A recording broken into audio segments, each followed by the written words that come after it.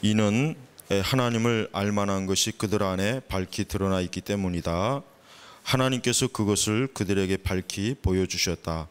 세상 창조 때부터 그분의 보이지 않는 것들, 곧 그분의 영원하신 능력과 신성이 그분께서 만드신 만물을 통하여 분명히 드러나 알게 되었으므로 그들이 변명할 수 없다. 아멘. 바울은 중요한 전제를 한 가지 세워놓고 이제 19절부터 아주 중요한 주제를 가지고 지금 말씀을 증거하고 있습니다. 중요한 전제가 뭡니까? 18절에 하나님의 진노, 하나님의 진노. 그러니까 하나님의 진노가 있다는 것을 전제로 하고서 바울은 더욱더 구체적으로 그러면은 이 하나님의 진노가 누구에게 있는지에 대해서 18절에는 불경건하고 또 불의한 자들, 그 다음에 불의로 진리를 막는 사람들, 이 사람들에게 하나님의 진노가 있다고 하는 전제를 먼저 확실하게 세워줍니다. 그 다음에 19절로 어떻게 들어갑니까? 19절에는 우리가 중요하게 봐야 될 게 뭐냐면 그러면은 하나님을, 즉 성경의 말씀을 보지도 못하고 알지도 못하고 또 이스라엘 백성도 아니고 그런 사람들에게는 그럼 어떻게 하나님께서 진노하십니까? 왜 이런 질문이 나오냐면 하나님은 하나님을 알지 못하는 사람에게 진노하시는 것이 과연 정당한가, 공의로운가, 반드시 이것을 따질 거란 말이에요. 지금도 그런 사람들이 있지 않습니까? 하나님을, 그러니까 예수님에 대해서 들어보지도 못하고 성경을 모르는 사람들한테 하나님께서 심판하시고 진노하신다면 그럼 그 하나님이 어떻게 공의로운 하나님인가? 분명히 이렇게 말하는 사람들이 있어요. 굉장히 똑똑한 사람들이란 말이에요.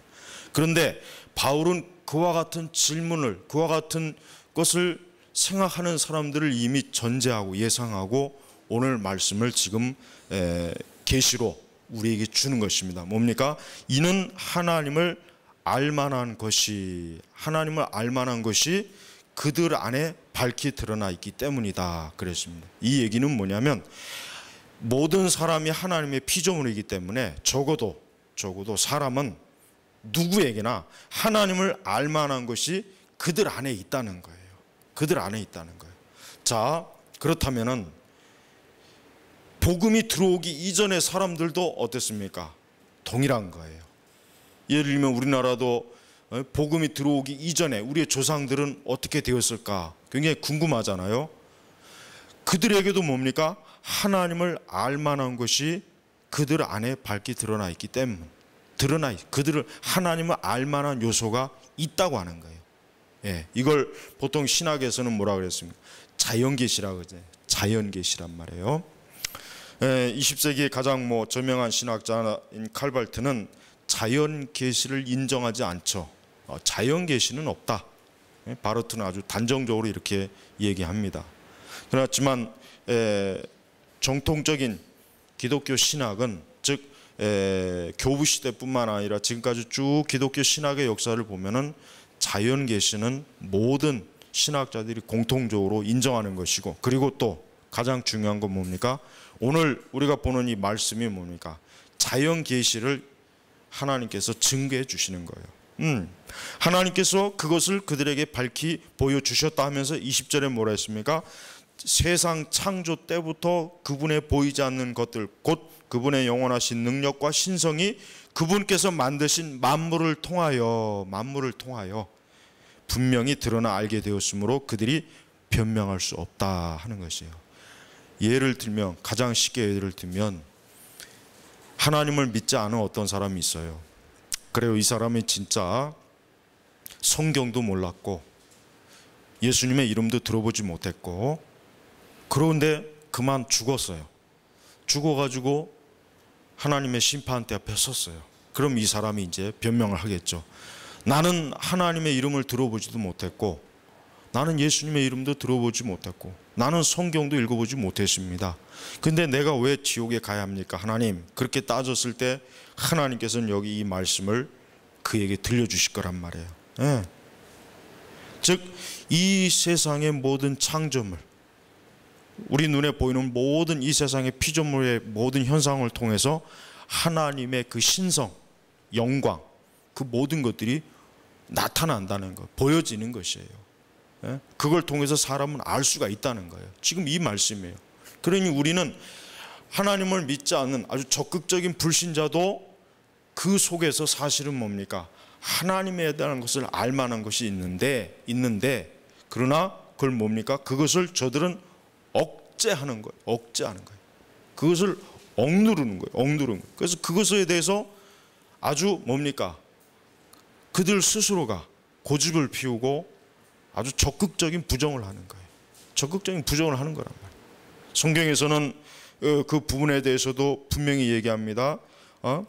하나님을 알 만한 것이 그들 안에 밝게 드러나 있는데 그들이 즉 하나님을 믿지 않는 저들이 그것을 어떻게 합니까? 강압적으로 강제적으로 억누르는 거예요. 억누르고 있는 거예요. 그래서 우리는 하나님에 대해서 또 예수 그리스도에 대해서 복음에 대해서 우리가 사람들한테 얘기할 때 사실은 그 얘기를 사람들이 무관심하게 듣는 것 같다고 생각할지 모르겠지만 사실은 그렇지 않죠. 그들의 깊은 양심 속에서는 그 복음과 그 하나님의 말씀에 대한 어떤 반응이 있어요. 두 가지 반응입니다. 하나는 뭡니까? 그 복음과 그 하나님의 말씀에 대한 인정하는 거예요. 인정하는. 그러나 또 다른 반응은 뭡니까? 적극적으로 그것을 거부하는 것이에요. 거부하는. 지금 그걸 얘기하는 거예요. 하나님을 알 만한 것이 그들 안에, 여기서 그들은 지금 누구를 말하는 거겠습니까? 18절에 불경건한 사람, 불의한 사람, 불의로 진리를 막는 사람들, 바로 이 사람들을 얘기하는 거예요. 불경건하고 불의하고 거룩하지 못하고 악을 행하고 기독교를 멸시하고 성경을 부인하고 예수 그리스도의 복음을 싫어하는 사람들인데, 그런데 실상은 그들 안에 그것도 밝히 드러나 있다 그랬어요. 밝히, 아주 희미하게가 아니라 밝히 드러나 있다는 거예요. 하나님께서 인간을 창조하시고 난 다음에 그 인간의 속에는 무엇이 있습니까? 하나님의 형상이 있잖아요. 바로 이 하나님의 형상이 있기 때문에 그들로서는 하나님에 대해서 아무리 흔적을 지우려고 해도 지울 수 있는 게 아니란 말이에요. 지울 수 있는 게 아니에요. 그리고 하나님께서는 세상의 모든 창조물을 통해 가지고 그걸 일반 계시라고 그러죠. 하나님의 그 신성, 또 하나님의 살아계심, 하나님의 존재, 능력, 이런 것들을 온 세상 사람들이 그 만물을 통해서 알 수 있도록 하나님은 자연과 만물, 그 창조물을 통해서 하나님이 분명히 계시하셨다 그랬어요. 계시하셨다. 물론 이 자연 계시를 통해 가지고는 예수 그리스도의 구원은 알 수 없어요. 그건 분명합니다. 자연 계시를 통해서는 그리스도를 알 수 없기 때문에 하나님께서 우리에게 성경의 말씀을 주신 이유는 뭡니까? 하나님의 특별한 계시, 뭡니까? 예수 그리스도의 구속, 바로 그 진리를 주기 위해서 우리에게 이 계시된 성경 말씀을 주신 거란 말이에요. 성경 말씀을 주신 거예요. 그래서 성경의 제1차적인 목적은 뭐겠습니까? 복음이죠. 예수 그리스도입니다. 하나님께서 이 땅에서 죄악으로 타락한 그 사람들에게 구원의 길을 보여주고 알려주고 위해서 하나님께서 이 성경을 우리에게 주신 것이란 말이에요. 그래서 사람은 이 하나님의 말씀을 읽을 때 그 말씀을 통해서 그리스도, 하나님의 그 거룩한 구원의 은혜를 볼 수가 있고 알 수가 있어요. 성경은 바로 그 목적인 것입니다. 하지만 타락한 본성을 가지고 있는 사람들은 일반 계시를 보던 특별 계시를 보던 그들의 마음속에는 도무지 하나님에 대한 인정하는 마음이 없는 거예요. 그걸 그 속에서 굉장히 억누르는 것이에요. 마땅히 하나님을 믿어야 되는데 그렇지 않습니다. 그렇기 때문에 하나님의 진노가 그들에게 있다는 거예요. 그리고 마땅하다는 겁니다. 하나님은 불의한 분이 아니죠. 하나님께서 왜 사람에게 진노하실까? 왜 사람을 지옥에 보내실까? 그 이유가 뭘까? 많은 사람들이 궁금해할 거예요. 거기에 대해서 분명히 제가 서두에 얘기했지만은 하나님이 불의한 분이 아니십니까? 하나님께서 왜 그렇게 사람들을 저주하시고 진노하십니까? 하나님이 과연 정의롭고 공의로운 분인가요? 하고 항의할 수 있는데 하나님께서는 그걸 원천적으로 차단한 거예요.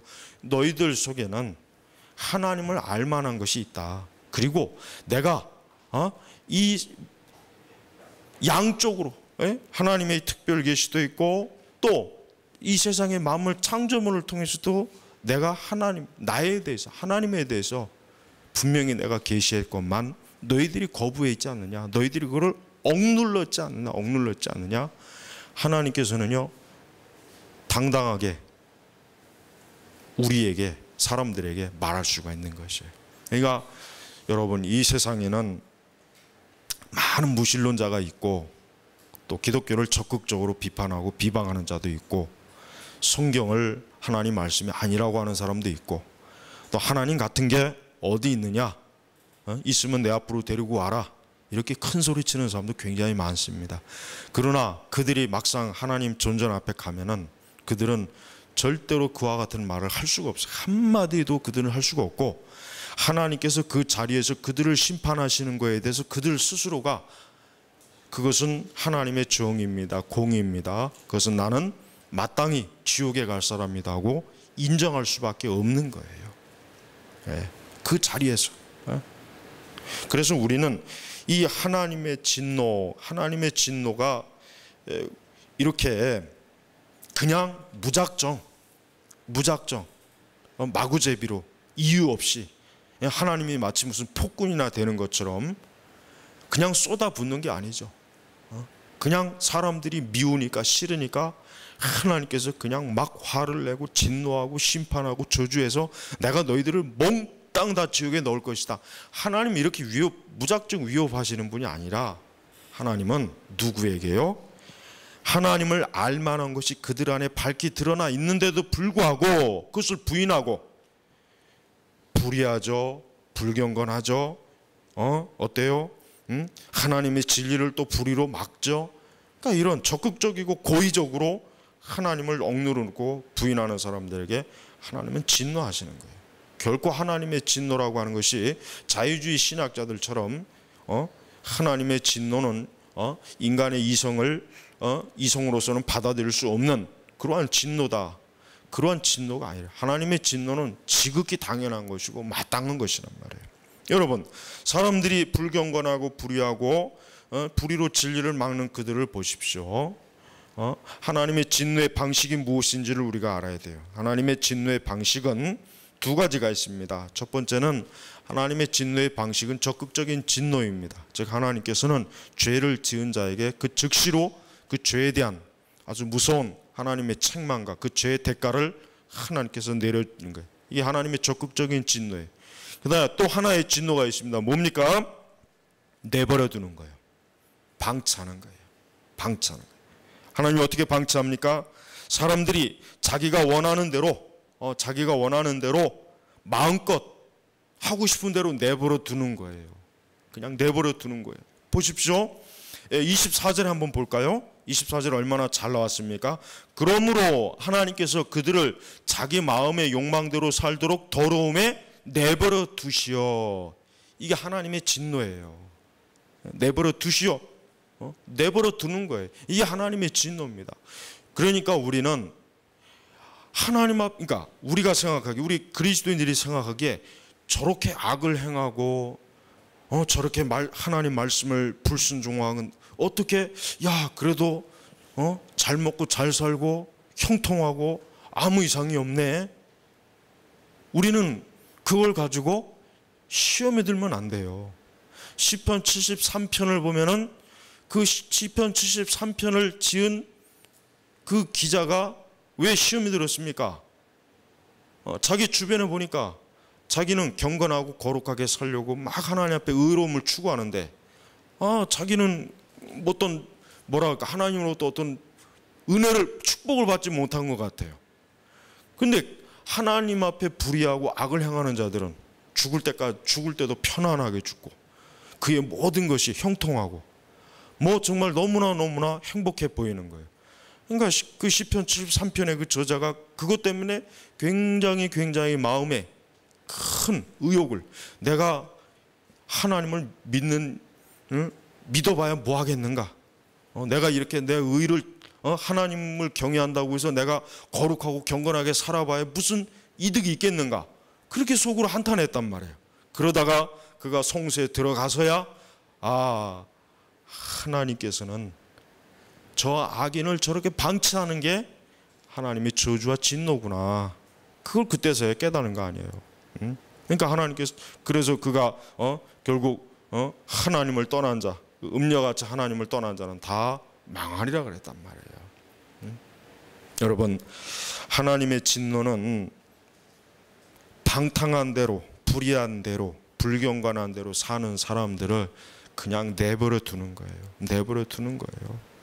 자기 마음의 욕망대로 살도록 더러움에 내버려 두시오. 내버려 두시오. 이 내버려 둔다는 것을 여러분 잘 봐야 돼요. 하나님께서 왜 내버려 두겠습니까? 그를 이미 하나님께서 멸망시키기로 했기 때문에 굳이 잠깐이면 그는 영원한 하나님의 진노에 빠져 들어가기 때문에 굳이 손을 댈 이유가 없는 거예요.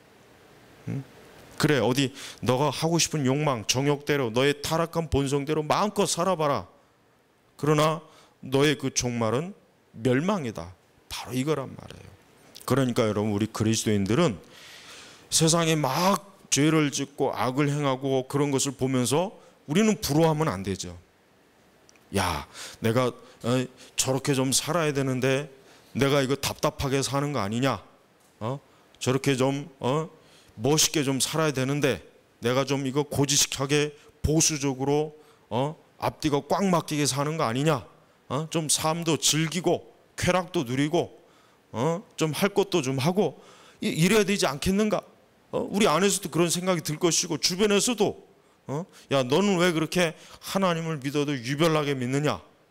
우리처럼 같이 술도 먹고 즐거움도 찾고 좀 대충 해라. 나도 하나님 믿는다. 나도 교회 다닌다. 이런 사람들이 얼마나 많습니까? 그러니까 그런 사람들의 말에 그 말이 결국 우리를 속이는 말이에요. 거짓말이에요. 사단의 미혹이란 말이에요. 하나님께서는 하나님의 그 거룩함, 하나님의 그 영광, 하나님의 그 존귀하심을 비웃고 그것을 우습게 여기고 그것에 대해서 하찮게 여기는 사람을 하나님은 그냥 내버려 두시는 것입니다. 여러분, 오늘 우리 시대를 보십시오. 점점 많은 사람들은 복음과 하나님에 대해서 더더욱 멀어져 가고 있는 게 보여요. 이 사회나 이 세상을 보십시오. 오히려 악인을 칭찬하잖아요. 악을 행하는 사람들이 더 영웅이 되지 않습니까? 그런 사람들이 더 사회적인 어떤 위치를 차지하고 돈도 많이 벌고 명예도 많이 얻고 사람들로부터 굉장히 인기가 많아요. 하지만 참된 그리스도인들은 절대로 그것을 있는 그대로 보지 않습니다. 저들은 하나님의 저주와 심판을, 즉 이 말씀대로 하나님께서 그 욕망대로 살도록 더러움에 내버려 두시는구나 하고 그 본질을 더 명확하게 아는 것이에요. 그러니 여러분, 하나님의 진노라고 하는 것은 이와 같은 방식으로도 나타난다는 것을 우리가 알아야 돼요. 마찬가지로 하나님을 알만한 것이 그들 안에 밝히 있음에도 불구하고 적극적으로 하나님을 알고자 하지도 않고 하나님을 믿으려고 하지도 않고 하나님을 부인하는 사람들에게도 역시 동일한 하나님의 진노가 있는 것이에요. 여러분, 우리는 하나님의 사랑이 우리에게 있어서 어떻게 나타나는지를 잘 알아야 됩니다. 하나님의 사랑은, 즉 참된 그리스도인들에게서 나타나는 하나님의 사랑은 뭡니까? 그들이 잘못된 길로 가지 않도록 하나님께서 반드시 그들을 징계한다고 하는 것, 여러분 꼭 알아야 돼요. 그래야 그가 사생아가 아닙니다. 하나님은 참으로 하나님이 기뻐하는 사람, 참으로 하나님께서 영원한 구원으로 약속하시고 선택하시고 장차 영원한 보좌 앞에서 하나님을 예배하고 영광스럽게 살 사람들은 결단코 하나님께서 그릇된 길로 가도록 내버려 두지 않습니다. 그들이 바른 의의 길로 하나님께서 참으로 말씀하신 그 은혜, 약속의 말씀에 따라 가도록 그들을 인도하십니다. 그것이 때로는 강제적일 수가 있고 그것이 때로는 굉장히 고통과 아픔을 줄 수도 있지만 그것이 바로 뭐예요? 하나님께서 우리를 내버려 두지 않았다는 증거예요. 내버려 두지 않았다는 증거입니다. 그러니 우리는 하나님의 사랑이 얼마나 크게 그와 같은 면으로 나타나는지를 우리는 잘 알아야 되는 것입니다. 이 자연 계시에 대해서는 칼빈도 하치도 인간이 이 자연 계시에 대해서 인식할 수 있다고 하는 것을 다 저들도, 저 위대한 신학자들도 다 언급을 했습니다. 즉 하나님에 대해서 인간은 무언가 알아야 될 것을 알 수 있을 만큼 하나님께서 분명히 이 자연 계시를 통해서 하나님이 보여주셨다, 나타내 보여주셨다. 칼빈도 그렇고 하치도 다 그렇게 거의 대다수의 위대한 신학자들, 목회자들로 다 그렇게 인정합니다. 그러니까 우리는 이 자연 계시를 부인하는 것은 지극히 잘못되었다는 걸 우리가 알아야 되는 것입니다. 인간은 이 하나님께서 보여주신 것을 자기의 지식과 이성과 철학과 경험과 종교와 문화로 철저하게 차단을 해요. 철저하게. 그냥 무작정 억누르는 것이 아니라 하나님을 부인하고 하나님에 대해서 알고 싶어 하지 않는 사람들은 그 하나님에 대해서 가릴 자기만의, 자기 나름대로 무기가 다 있어요. 장애물이, 자기만의 가리막개가 다 있단 말이에요. 누구나 다 하나님 믿지 않는 사람들은 그걸 다 하나씩 가지고 있어요. 어떤 사람은 평생 자신의 예술이 자기 우상이 되고, 어떤 사람은 평생 자기가 가지고 있는 그 이성의 지식, 그것이 너무나 하나님을 알지 못하도록 장벽을 딱 세워버리고, 어떤 사람은 자기가 가지고 있는 종교, 그 종교는 잘못된 이방 종교죠. 그릇된 종교. 그 종교로 하나님 사이에 딱 어때요? 벽을 쳐버리는 거예요. 그래서 나는 하나님 같은 거 필요 없어. 난 하나님 안 믿어도 돼. 난 이것만 있으면 돼. 이것이 내가 옳다고 생각하는 바야. 이게 적극적인 무신론자들의 모습인 거예요. 그래서 여러분, 만약에 여러분들이 누군가에게 복음을 전하고 하나님에 대해서 얘기했는데 그 사람이 안 받아들이면은 그 사람은 그 사람만의 무언가가 장벽이 꼭 있으니까 그 장벽을 안다면 그 장벽을 하나하나 깨트려 버려야 돼요. 그가 믿고 의지하는 그 장벽이 얼마나 허무하고 허망하고, 그가 죽음을 맞이할 때 그가 그토록 의지했던 그것이 그를 결코 건지지도 못하고 보호하지도 못하고 지켜주지도 못한다는 것을 그로 하여금 깨닫도록 권면하고, 또 하나님 앞에 기도해서 그가 의지하고 그가 하나님 대신 그토록 철저하게 의지하는 그것이 무너지도록, 그 무너져야 되거든요. 그래서 하나님은 누군가 하나님에 대해, 하나님께서 택한 자, 아직 하나님을 믿지 않지만 하나님께서 택한 자는 그가 믿고 의지하는 그것을 통해서 아주 하나님 앞에서 아주 철저하게 그것이 아무것도 아니구나, 무너지는 것을 하나님이 보여주신단 말이에요. 그래서 그로 하여금 하나님 외에는 믿을 분이 없구나, 의지할 분이 없구나 하는 것을 깨닫게 해주셔요. 그렇게 해서 복음으로 하나님 앞으로 나오게 하나님이 섭리적으로 이끌어 주시는 거예요. 다 그래요. 복음 전도의 모든 간증이나 책들을 읽어보면은 공통적인 게 뭡니까? 승승장구하면서 하나님 앞에 나온 사람은 한 사람도 없어요, 세상에. 승승장구하면서 하나님 앞에 나온 사람은 한 사람도 없습니다. 여러분, 성경의 대표적으로 바울을 보십시오. 바울이 얼마나 승승장구한 사람이에요.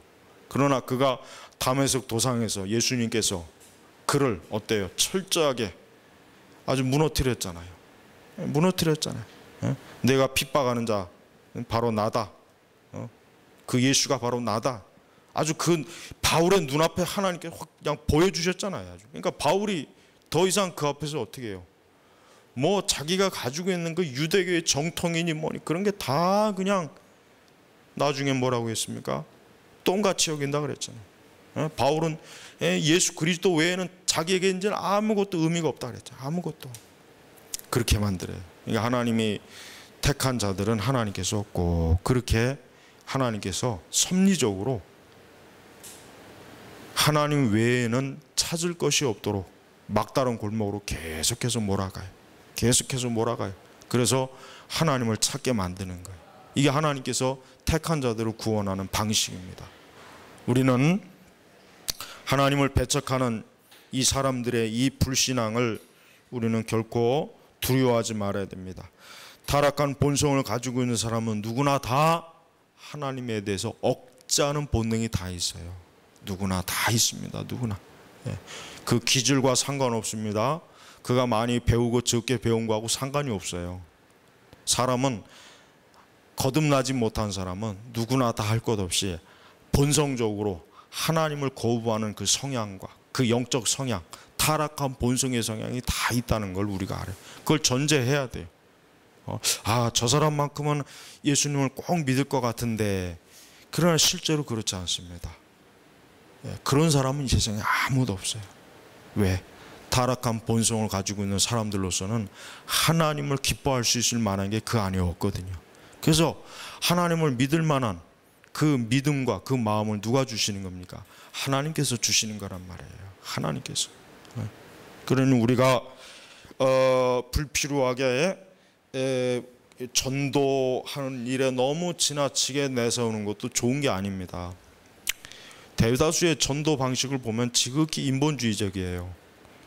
어떻게 하면 사람들의 마음에 들까, 여기에 초점을 맞춰서 그 사람들을 데려오려고 하는 그런 마음이 있어요. 그러나 그 사람들이 하나님을 믿을 수 있는 가장 근본적인 요소는 누구에게 있냐면 하나님에게 있어요. 그 사람에게 있는 게 아니라 하나님에게 있는 거랍니다. 하나님. 그래서 여러분, 우리가 누군가를 전도하고 누군가를 진리로 돌이킬 때는 하나님 앞에 기도하는 게 절대적이지, 내가 그에게 많이 찾아가고 그에게 여러 말로 권면하는 것은 그렇게 큰 비중을 차지 않아요. 물론 그거 중요하지만 그것도 효과가 있으려면 하나님께서 그 마음에 영적으로 역사를 해 주셔야만 그것이 효과가 있지, 그렇지 않으면 효과가 없는 거예요. 그래서 우리는 하나님을 믿지 않는 사람들을 대할 때 제일 먼저 우리가 해야 될 게 뭐겠습니까? 그를 위해서 하나님 앞에 기도하는 것이 가장 먼저입니다. 또한 우리가 부끄럽게 여겨야 될 것이 있습니다. 우리에게는 하나님께서 무엇을 주셨습니까? 우리에게는 하나님을 알만한 더 분명한 계시, 성경의 말씀을 주셨잖아요. 우리에겐 하나님을 더 알만한, 그것도 확실하게 알만한 성경의 말씀을 우리에게 주셨단 말이에요. 그러니 우리는 하나님에 대해서 우리 자신이 하나님을 몰랐습니다, 그런 말을 우리는 진짜 할 수가 없는 거예요. 이 시대에 많은 교회와 그리스도인들이 성경에 굉장히 무지해요. 그래서 성경의 말씀을 무지하기 때문에 하나님 말씀에 그릇된 것들을 붙잡고 그걸 믿고 그걸 의지하고 그걸 수단으로 쓰는 사람이 많잖아요. 그러니까 그 사람들은 부끄러운 줄 알아야 돼요. 왜 그렇습니까? 그래요. 자연 계시를 통해서야 희미하다고 여겨지니까 뭐 이해할 수 있다고 치지만, 우리에겐 더 좋은 명확하고 분명한 이 성경의 말씀이 있는데 우리가 왜 하나님에 대해서 희미해야 되느냐 이거예요. 또 우리가 성경의 말씀이 있는데 우리가 성경의 말씀을 제쳐놓고 어떤 걸 가지고 더 하나님을 더 알겠다고 우리가 어떤 수단을 쓸 필요가 뭐가 있겠냐 이거예요. 내가 천국에 가봐야 꼭 하나님을 알겠냐 이거예요. 내가 꼭 방언을 하고 어떤 신비한 예언과 은사를 받고 환상을 보고 그래야 꼭 내가 하나님을 믿을 수 있겠는가? 그렇다면 이 성경의 말씀이 뭔가 부족하다는 얘기인데 과연 그게 말이 되느냐 이거예요. 그렇다면 우리에게 성경의 말씀을 계시해 주신 하나님에게 문제가 있다는 거 아니에요. 결국 결론적으로 또 그렇게 얘기한다면 그렇지 않죠. 하나님께서는 사람에게 하나님을 알고 믿을 수 있는 그 충분한 것들을 이 성경에 완벽하게 담아줬어요.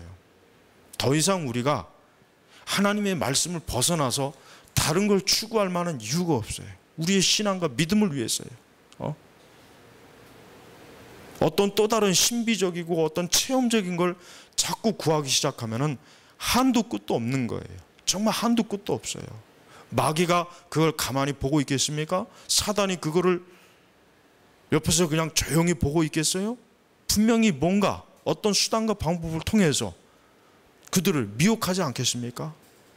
그러니 여러분, 우리는 항상 하나님의 말씀을 읽고 이 말씀이 무엇인가를 깊이 생각하고 연구하고 이 말씀을 바르게 이해하는 게 가장 신앙에 있어서 중요한 일이지, 더 무언가를 추구하려고 하는 신앙은 잘못된 신앙이에요. 그런데도 오늘날 대다수의 많은 교회, 많은 그리스도인들은 무언가가 더 필요하다는 생각을 많이 가지고 있어요. 무언가가 더 필요하다는 생각. 그러니까 그들에게 있어서 무언가가 더 필요하다는 것은 그들이 직접적으로 하나님을 만나려고 하는 욕구가 있다는 거예요. 직접적으로. 진짜 자기들의 눈으로 하나님을 보고 손으로 만져보고 느껴보고 이걸 지금 굉장히 추구해요. 또 이러한 신앙을 진짜 살아있는 신앙이라고 하는 그 거짓 설교자들이 얼마나 많이 있습니까? 여러분, 그러한 거짓 설교자들의 속아 넘어가면 안 돼요. 항상 정상적인 신앙, 정통적인 기독교 신앙은 뭡니까? 언제나 하나님의 말씀으로 뿌리 내리고 항상 하나님 말씀 안에서 우리가 하나님을 믿는 것입니다. 하나님은 이 성경의 말씀을 우리 성도들에게, 신자들에게 주었는데 오늘날 우리 교회는 하나님을 믿지 않는 저 세상 사람들보다 더 하나님을 안다고 할 수 없을 만한 그런 수준까지 내려가 있어요. 굉장히 비참한 수준으로 내려가 있어요. 왜요? 성경의 말씀, 계시된 이 말씀을 무시하기 때문에 그러는 거예요. 우리는 어떤 식으로든지 간에 하나님을 잘못 알게 하고자 하는 그런 모든 요소들을 항상 경계할 줄 알아야 됩니다. 뭔가 새롭고 신기한 것만 있으면은 그냥 어느새 거기로 쪼르르 딸려가가지고 그러한 집회를 가보고 그러한 세미나를 가보고 뭔가 새로운 걸 가르쳐 준다면 거기에 쪼르르 달려가고, 목회자들이 그러니까 성도들도 그러는 거예요. 그러니까 목사님들도 제발 방구석에 좀 처박혀가지고 좀 말씀을 읽고 좀 책을 읽고 그거는 안 하고 맨날 여기저기 그냥 다람쥐 새끼 마냥 쏘다니기를 좋아해요. 왜 그렇게 쏘다니냔 말이에요. 왜 그렇게 뭔가 신기한 걸 찾으려고 하는 거예요. 뭔가 쇼킹한 걸 찾아갖고 교회 부흥시키고 성도들에게 뭔가 대단하게 보이려고 하는 거예요. 그게 지금 우리 시대 이 오순절 은사주의, 신사도운동, 영성훈련, 알파코스, 두날개, 트레스 디아스, 관상기도, 다 그 원인이 바로 거기에 있는 것입니다. 여러분, 하나님께서는 우리가 하나님을 온전히 믿고 섬길 수 있는 모든 걸 이미 우리에게 주셨어요. 적어도 그리스도인들에게 주셨단 말이에요. 그러니까 제발 또 다른 무언가를 추구하지 마세요. 위대한 하나님의 사람들의 생애를 읽어보면 그들은 진짜 하나님의 말씀을 통해서 하나님과 교제하고 기도하고 예배드리고 하나님을 알아갔지, 또 다른 무언가를 추구한 사람들은 없어요. 전부가 다 이단자들, 사이비들, 거짓 교사들만 그런 짓을 한 거란 말이에요.